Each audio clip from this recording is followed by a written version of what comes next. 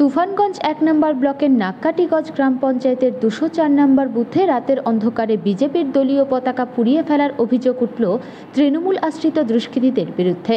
ঘটনাকে কেন্দ্র করে চাঞ্চল্য ছড়িয়েছে গোটা এলাকায়। অভিযোগ, পঞ্চায়েত নির্বাচনে ওই অঞ্চলে ২০৪ নম্বর বুথ সহ মোট ১১টি আসনে জয়লাভ করে বিজেপি। ২০৪ নম্বর বুথেও জয়লাভ করে বিজেপি প্রার্থী লিপিকা সরকার। লিপিকা সরকারের অভিযোগ, নির্বাচনের ফল ঘোষণার পর থেকেই এলাকায় সন্ত্রাস চালাচ্ছে তৃণমূল আশ্রিত দুষ্কৃতীরা। গতকাল রাতে তৃণমূল আশ্রিত দুষ্কৃতীরা বিজেপির দলীয় পতাকা ছিঁড়ে ও পুড়িয়ে ফেলে, যদিও সমস্ত অভিযোগ অস্বীকার করেছে তৃণমূল কংগ্রেস। রাত্রে তৃণমূলের দুষ্কৃতীরা এসে আমাদের বুথের কিছু ফ্ল্যাগ ফেস্টন ছিঁড়ে আগুন ধরিয়ে দিয়েছে। আজকে সকালে আমরা দেখতে পারি ওরা ভোটের পরেও অনেকবার চেষ্টা করেছে আমাদের সাথে অশান্তি করার। আমরা ভারতীয় জনতা পার্টির সৈনিক, আমরা সবসময় চাই আমাদের এলাকা শান্ত থাকুক। আমাদের পার্টির নির্দেশ ছিল আমরা কোনো অশান্তি করিনি, ভোটের পরেও আমাদের কোনো অশান্তি আমরা করতে দিইনি। কিন্তু কালকে রাতে ওরা বারবার চেষ্টা করার পর যখন পারেনি, কালকে রাতে এরা আমাদের কিছু ফ্ল্যাগ ফেস্টন ছিঁড়ে আগুন ধরিয়ে দিয়েছে। কে জয়লাভ করেছিল? বিজেপি? হ্যাঁ, বিজেপি। তারপরে থেকে কি? হ্যাঁ, ভোটের রেজাল্টের দিন থেকেই তো শুরু হয়েছিল।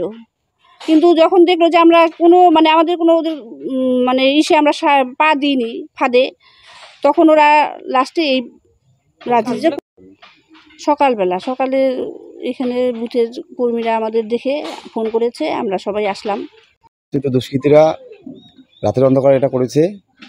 তারা এলাকায় ভীত সন্ত্রস্ত করার জন্য, যেহেতু সামনে লোকসভা নির্বাচন, এলাকায় যাতে সন্ত্রাসের বাতাবরণ তৈরি হয়, তারা এরা তৃণমূল যারা আশ্রিত দুষ্কৃতী আছে তারাই করেছে। কারণ ভারতীয় জনতা পার্টি স্বচ্ছতার সাথে রাজনীতি করে, তারা কখনো সন্ত্রাসে বিশ্বাস করে না।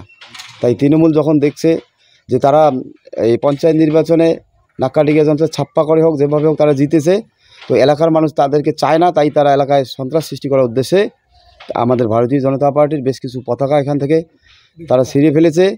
তারা যতই সন্ত্রাস করুক, বাংলার মানুষ এবং এই এলাকার নাক্কাটিগঞ্জ অঞ্চলের মানুষ ভারতীয় জনতা পার্টিকে ভালোবাসে, তাদের সাথেই আছে। এবং ভারতীয় জনতা পার্টি যতই তারা সন্ত্রাসের জন্য মানুষকে উজ্জীবিত করুক, ভারতীয় জনতা পার্টি সন্ত্রাসে বিশ্বাসী নয়, তাদের আইনের প্রতি আস্থা আছে।